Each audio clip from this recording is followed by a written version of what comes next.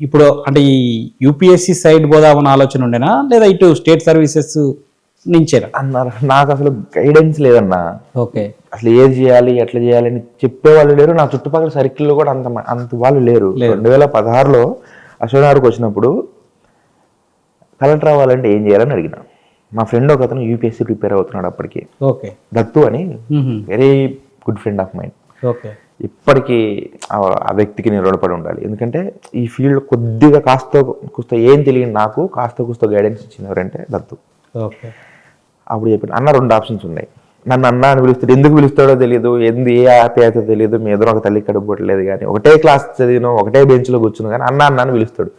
అన్న 2 ఆప్షన్స్ ఉంటాయి అన్న, నువ్వు యూపీఎస్సీ ప్రిపేర్ అవ్వాలి.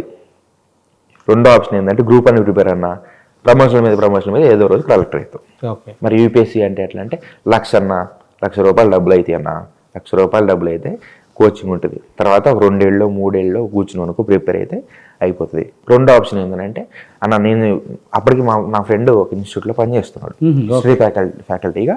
ఓఈలో హిస్టరీ బ్యాక్గ్రౌండ్లో ఎంఏ చేస్తూనే ఫ్యాకల్టీగా పనిచేస్తున్నాడు యూపీఎస్సీ ప్రిపేర్ అయిన అనుభవంతో. అలా 2వ ఆప్షన్ ఏంటంటే నేను ఒక ఇన్స్టిట్యూట్లో పనిచేస్తున్నా, 45,000 ఫీజు ఉంటుంది గ్రూప్ 1కి, 15,000 కట్టు ఏదో చేసి, అందులో ఎంతో కొంత నేను అడ్జస్ట్ చేస్తా, ఒక 15,000 నువ్వు కట్టు. గ్రూప్ 1 ప్రిపేర్ అవ్వనా, నెక్స్ట్ 6 నెలలు గ్రూప్ 1 పడుతుంది అన్నాడు. ఓకే. యూపీఎస్సీ అనేది అసలు ఇంకా లైఫ్లో ఎప్పుడు రాలే థాటు. గ్రూప్ 1 2016లో పడుతుంది, గ్రూప్ 1 2017లో పడుతుంది, గ్రూప్ 1 2018లో పడుతుంది, ఇలానే వెళ్ళిపోయింది. ఒకనొక స్టేజ్లో 2020 కాదు 2019లో కొద్దిగా రియలైజేషన్ వచ్చింది, నేను ఇదే చదువుతున్నా ఇంకో 2 సబ్జెక్టులు యాడ్ చేసుకుని చదివితే యూపీఎస్సీ కూడా చదవచ్చు కదా అని ఆలోచన వచ్చింది. ప్రిలిమ్స్ క్వాలిఫై అయినా, మన దిల్సునార్లో అదేదో కాలేజ్ అన్న, ఆ కాలేజ్లో ప్రిలిమ్స్ రాసిన, ప్రిలిమ్స్ క్వాలిఫై అయింది. మెయిన్స్ రాయాలంటే ధైర్యం సరిపోలేన్న నాకు. అసలు ఆప్షనల్ సబ్జెక్ట్ ఏది నాది, ఆప్షనల్ సబ్జెక్ట్ ఏది, జిఎస్కి నాకు నోట్స్ ఏది, నేను అసలు ఏం చదివా, నేను చదివా గ్రూప్ 1 కోసం చదువుతున్నా, గ్రూప్ 1 కోసం చదివి 40% ఉంది దాంట్లో, మిగిలిన 60% చాలా పని చేయింది. నేను పోయి పెన్ను పెడితే పేపర్ మీద కదిలిద్దా, అంత డేర్ చేయలేకపోయినా మెయిన్స్కి అప్పీర్ కాలేదు. తర్వాత ఈ 1 year కోవిడ్ టైంలో మనం అంత ఫోకస్, ఈ గ్యాప్ లో నేను చిన్న మరీ ఏం పని చేయకుండా ఇదే పని ఇంట్లో వాళ్ళని సఫర్ చేసేయడానికి కొందరు అనుకోవచ్చు, కానీ లేదు, నేను చిన్న జాబులు చేసుకున్నా ప్రైవేట్ వాటిలోనూ. నేను టీచింగ్ కూడా చేసినాం అకాడమీలో. అకాడమీ అని అప్పుడప్పుడే పాపులర్ అవుతుంది, ఫస్ట్ బ్యాచ్ లో మేమే చెప్పాము టీచర్. అది కూడా మా దత్తు చిందా చెప్పే కదా, మా దత్తు రిఫరెన్స్. అన్న ఈ టీచింగ్ స్కిల్స్ ఉన్నాయి, బాగా మాట్లాడగలవు, నీ వాయిస్ కొంచెం గంభీరంగా వస్తే ఏం చెప్పినా స్పష్టంగా అనిపిస్తుంది, కాబట్టి టీచింగ్లో నీకు కొంచెం స్కోప్ ఉంటుందన్న, నీకు కూడా ప్రిపరేషన్ యూజ్ అవుతాను అంటే నేను అకాడమీలో ఒక 2 years వర్క్ చేసిన. తర్వాత అది కోవిడ్లో ఆ టైంలో అది కొంచెం డౌన్ఫాల్ ఉన్నప్పుడు ఆపేసి వేరే జాబులు కూడా చేసినా కానీ, బట్ దీన్ని ఎప్పుడు వదిలిపెట్టలే, ప్రిపరేషన్ అయితే ఎప్పుడు వదిలిపెట్టలే. సో మరీ నేను రోజు 10 గంటలు చదివినా 15 గంటలు అని చెప్పి చదివినా కూడా అబద్ధం చెప్పడం. But down line subject touch లో ఒక నెల రోజుల్లో ఒక 10-15 రోజులు మాత్రం స్ట్రిక్ట్గా చదివేవాడిని 2016 నుంచి. అలా అని నేను రోజు 2016 నుంచి నేను రోజు 10 గంటలు చదివా 15 గంటలు చదివానని అయితే అబద్ధం చెప్పను. సో యూపీఎస్సీ అనేది అలా పక్కకు పడింది. కానీ యూపీఎస్సీ మీద ఇప్పుడు నాకు చాలా క్లారిటీ ఉంది, ఎందుకంటే నేను ఇప్పుడు నాకు ఎక్స్పోజర్ దొరికింది, నాకు చాలా మంది స్టూడెంట్స్ దొరికారు, చాలా మంది ఫ్రెండ్స్ దొరికారు, ఆ సర్కిల్ పెరిగింది. Circle in the sense UPSC teaching లో ఉన్నప్పుడు కానీ, తర్వాత అశోక్ ఉన్నప్పుడు కానీ కొంతమంది సర్కిల్ పెరుగుతారు, కాబట్టి ఇప్పుడు యూపీఎస్సీ మీద కొంచెం నాలెడ్జ్ ఉంది. కానీ బట్ యాజ్ ఆఫ్ నౌ నాకు ఇంకా అంత ఓపిక కానీ అంత టైం పెట్టే అది లేదు, కానీ ఇంకా ఇది చాలు అనిపిస్తుంది అంతే. యూపీఎస్సీ జోలికి ఎప్పుడు వెళ్ళలేదు, ఒకసారి వెళ్ళినా ప్రిలిమ్స్ అయిపోయింది అంతే. అంటే మీరు అనుకున్న ప్రశాంతతకు వచ్చింది కాబట్టి అంతే. ఓకే, ఇది నాకు బిగ్గెస్ట్, ఇది చాలు కదా లైఫ్ లో ఏముంది అనిపించింది. అప్పుడు నేను కొనుక్కున్న చొక్కాకి ఇప్పుడు నేను వేసుకున్న చొక్కాకి చాలా డిఫరెన్స్ ఉంది. ఇంట్లో వాళ్ళు హ్యాపీగా ఉన్నారు, అమ్ముడు హ్యాపీ, అమ్మాయి హ్యాపీ, మామయ్య హ్యాపీ, అందరు హ్యాపీ అంతే. ఎందుకని ఇంకా మా ఇంట్లో పెద్ద చదువుకున్న వాళ్ళు ఎవరు లేరు అంతే. వాళ్ళకి గవర్నమెంట్ జాబ్ అంటేనే కొద్దిగా పెద్ద విషయం. గ్రూప్ 4 జాబ్ వచ్చిందంటే మా వాళ్ళు పండగ చేసుకున్నారు. ఓకే, వాళ్ళకి అదే గొప్ప విషయం, నేనే అదే గొప్ప. ఇంతకన్నా నేను మళ్ళీ దీన్ని ఆపి ఇంకోటి జాయిన్ అయ్యి ఇంకో చోట వెళ్ళి మళ్ళీ ప్రిపరేషన్ స్టార్ట్ చేసి ఇంకొక 1 year ఎందుకు స్ట్రగుల్ పెట్టాలి? వాళ్ళు భయపడుతుంటారు కదా, మళ్ళీ ఇది వదిలేసుకున్నాడు చెప్పలేం కదా, దీనికి ఉండొచ్చు ఒక నెల రోజులు, ఒక 2-3 నెలలు వాళ్ళు లీవ్ పెట్టుకోవచ్చు అని చెప్పుకోలేము. వాళ్ళు ఎందుకు స్ట్రగుల్ చేయాలి? ఫైన్, నాకు ఇది ఓకే. ఓకే, అయితే ఈ గ్రూప్ 1 ప్రిపరేషన్ లో 2016 నుంచి కంటిన్యూ చేసుకుంటూ వస్తున్నారు. మధ్యలో అంటే దీనికంటే బిఫోర్ మన గ్రూప్ 4 లో కూడా మీరు ఎక్కడ కోదాడ మున్సిపాలిటీ మున్సిపల్ ఆఫీస్ లో వార్డ్ ఆఫీసర్ చేసిన. అవును. ఓకే, అది గ్రూప్ 3 కూడా పోయిన గ్రూప్ 4 మన లాస్ట్ ఇయర్ గ్రూప్ 4 ఉంది కదా, లాస్ట్ నోటిఫికేషన్ 2024 డిసెంబర్ లోనే జాయిన్ అయినా. Okay okay. అప్పుడు మనకి ప్రిలిమ్స్ జరుగుతుంది మన గ్రూప్ 4 ఎగ్జామ్ జరిగే ముందు 10 రోజులు వెనక 10 రోజులు. ఓకే, జస్ట్ ప్రిలిమ్స్ నాలెడ్జ్ తోటి నేను గ్రూప్ 4 రాసింది. సేమ్ కదా, ఒకసారి వెళ్ళొద్దాం అంతే అంటే గ్రూప్ 4 రాసిన. ఓకే, దాన్ని ఎప్పుడో మర్చిపోయినా. అది కూడా మన గ్రూప్ మన చాలా మంది అది పట్టించుకోరు కానీ గ్రూప్ 4 ఎగ్జామ్ కి గ్రూప్ 4 జాయినింగ్ కి చాలా గ్యాప్ ఉంది. అవును, దానికి కూడా చాలా డిలేలు జరిగినాయి. అవునవును. సో దాన్ని అసలు సొయ్యలోనే లేదు, మర్చిపోయినా.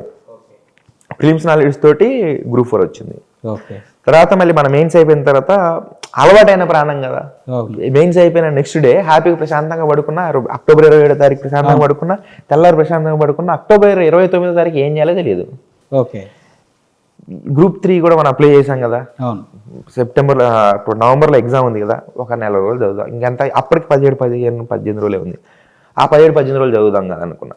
ఓకే, నేను ఈ గ్రూప్ అని ఎలా రాసామని అనలైజ్ చేసుకోవడం, ఫ్రెండ్స్తో మాట్లాడడం, ఇది నేను ఈ క్వశ్చన్కి ఇట్లా రాసిన అనుకోవడం, నేను ఫ్రెండ్ సర్కిల్లో ఆల్రెడీ అచీవ్ చేసిన వాళ్ళతో మాట్లాడి, ఇవన్నీ ఒక పక్క జరుగుతున్నాయి. ఒక పక్క గ్రూప్ 3కి ఊరికే ఎందుకు అలవాటు పడ్డ ప్రాణం మర్చిపోలేదని చెప్పి ఆ 2 చేసిన. మళ్ళీ గ్రూప్ 3 కూడా వచ్చింది. ఓకే, గ్రూప్ 3 అయిపోయిన తర్వాత ఇంకా ఎగ్జాస్ట్ అయిపోయింది అన్న. ఇంకా చాలు, నా గ్రూప్ 1 వచ్చేస్తుంది నాకు తెలుసు. నేను అనుకున్న మార్క్ అయితే 450-460 మధ్యలో ఖచ్చితంగా తగులుతుంది అనే ఫీలింగ్ నాకు ఆ రోజు తెలిసింది. మంచి ర్యాంకే వస్తుంది, కంపల్సరీ వస్తుంది, ఇదైతే ఆపలేరు అని. So I had relaxed. Okay, group 1 group 2 అంత సీరియస్గా రాయలే. 1000-1500 ర్యాంక్ వచ్చింది. లైట్.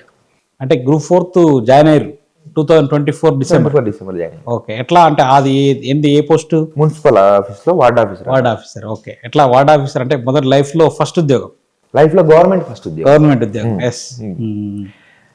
చాలా బాగుండింది అన్న. యాక్చువల్లీ గవర్నమెంట్ ఎక్స్పోజర్ చాలా డిఫరెంట్. ఎందుకంటే పీపుల్ కమ్ టు అస్ ఒక హోప్ తో వస్తారు. ప్రైవేట్ జాబుల్లో మన దగ్గరికి ఒక పర్సన్ ఏ హోప్ తో రాడు. ఫర్ ఎగ్జాంపుల్ లెట్స్ సే మనం ఒక సాఫ్ట్వేర్ ఉద్యోగం చేస్తారు, కామన్ పీపుల్ మన ఆఫీస్లోకి ఎప్పుడు రాడు. అంతే కదా, మన పైనోడే ఉంటాడు, ఎప్పుడు మనల్ని ఈ పని చేయి ఆ పని చేయమని చెప్తాడు. కానీ మనకి ఒక కామన్ మనిషి వచ్చి నాకు సార్ కొద్ది పని చేసి పెట్టండి అని అడగరు. కానీ ఇట్లాంటి ఫీల్డ్లో ఏం జరుగుతుందంటే, ఇప్పుడు ఫర్ ఎగ్జాంపుల్ లెట్స్ వార్డ్ ఆఫీసరే తీసుకుందాం. ఎవరో మన వార్డులోకి వెళ్తాం, ఎవరైనా అంటారు సడన్గా ఈ టైంలో మా ఇంట్లో కాడ తిరుగుతున్నాయి ఏంది అని అనుకున్న మనుషులు ఉంటారు. ఈ టైంలో ఈ ఏడెందుకు తిరుగుతున్నా అంటే, నేను ఇట్లా వార్డ్ ఆఫీసర్ అన్నాం అంటే పొద్దున్నే 6-7 వెళ్ళాలి మేము. 6-7 వెళ్ళేసి శానిటేషన్ ఎట్లా జరుగుతుంది, వచ్చారా లేదా వర్కర్స్ అని చూడాలి. ఈ టైంలో మీరు ఎందుకున్నారండి అడిగే వాళ్ళు ఉంటారు. సార్ మీరే ఎందుకు సార్ రోజు ఈ మధ్య కనబడుతున్నారు అడిగే వాళ్ళు ఉంటారు. బాబు మీరు ఏమన్నా ఎంప్లాయీ అని అడిగే వాళ్ళు ఉంటారు. సో రకరకాల మనుషులు ఉంటారు. పెన్షన్ కోసం సార్ నాకు పెన్షన్ రావట్లేదు సార్, ఇప్పియండి అని అడిగే వాళ్ళు ఉంటారు. మా ఇంటికాడ కుక్కలు తిరుగుతున్నాయి, కొంచెం కుక్కల్ని పట్టించుకోండి సార్, మన చిన్నపిల్లలకి పోయాను. అన్ని రకాల మనుషులు ఉంటారు. అందరూ హెల్ప్ ఇన్ ద సెన్స్ నా బాధ్యత అది. అంతే, హెల్ప్ అనకూడదేమో దాన్ని, నా బాధ్యతను గుర్తు చేయడానికి వస్తారు. వాళ్ళకి ఎప్పుడైతే వాళ్ళు అడిగిన పని చేయగలిగామో, అరే మనకు సాటిస్ఫాక్షన్ వస్తుంది. అరే మనం ఒక పని చేసాం ఈరోజు, చాలా బాగుంది అనే ఫీలింగ్ వస్తుంది లోపల. ఆ సాటిస్ఫాక్షన్కి నాకు తెలిసి డబ్బులు ఇవ్వలేవు. డబ్బులు ఆ సాటిస్ఫాక్షన్ ఇవ్వలేవు ఇప్పటికి. నేను బై గాడ్స్ గ్రేస్ మరి ఎందుకో తెలియదు, నేను చేసిన 8 నెలల్లోనే ఇందిరా మిల్లు, కొత్త పెన్షన్ కార్డులు, కొత్త రేషన్ కార్డులు, ఇన్ని ఒకేసారి కలిసి వచ్చినాయి. దాదాపుగా నా వార్డులో ఒక 2000 జనాభా ఉంటే కనీసం ఒక 100 మంది నుంచి 200 మందికి ఇందిరా మిల్లో, పెన్షన్లో, రేషన్ కార్డులో ఇప్పుడు కూడా అక్కడ నుంచి అప్పుడప్పుడు ఫోన్లు చేస్తారు. సార్ బాగున్నారా, ఇక్కడ నుంచి వెళ్ళిపోయారుగా మీరు, కొత్త వాళ్ళు వచ్చేది ఎవరు, ఏదైనా ఉంటే మీకు ఫోన్ చేస్తాం వాళ్ళకి చెప్పండి సార్, ఏదైనా ఆఫీస్లో పని ఉంటే మీకు ఫోన్ చేస్తాం, ఫోన్ ఎత్తండి సార్ అని ఇప్పటికీ ఫోన్ చేసే వాళ్ళు ఉంటారు. అసలు అది సాటిస్ఫాక్షన్. ఇఫ్ ఇన్ కేస్ ఏదైనా ప్రైవేట్ ఉద్యోగం చేసి ఆ ఉద్యోగం మానేసి బయటికి వెళ్ళిన తర్వాత మాక్సిమం మనం ఆ 4 రోజులు కలిసి ఉన్న పక్కన ఎంప్లాయీస్ ఫోన్ చేస్తాం, కానీ ఇంకెవరు ఫోన్ చేయడు పలానా ఆఫీస్లో పని చేస్తున్నావా మళ్ళీ అని చెప్పి. సో ఇక్కడ ఉన్న సాటిస్ఫాక్షన్ ఎక్కడ ఉండదు.